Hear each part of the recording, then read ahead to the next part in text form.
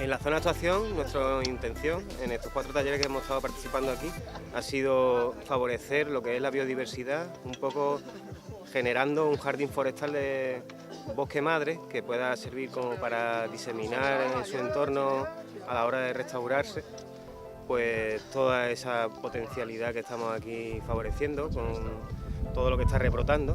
Entonces la metodología que hemos usado es todas las que están rebrotando, cortarle la biomasa quemada y usarla como herramienta para hacer el ajardinamiento y favorecer también la infiltración de agua. Se llaman herramientas ecotecnológicas, como son las fajinas y ese tipo de cosas. Y todo de una manera asequible a la participación de muchos colectivos y personas muy variadas que quieren implicarse ayudando en esta zona incendiada sin tener conocimientos previos ni disponer de grandes herramientas.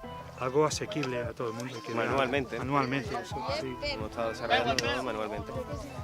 Entonces, después de hacer ese ajardinamiento, ahora lo que estamos es, dentro de esas zonas que hemos favorecido el rebrote, pues también ir intercalando árboles madre y padre que puedan favorecer la comunidad vegetal de cada arbustiva.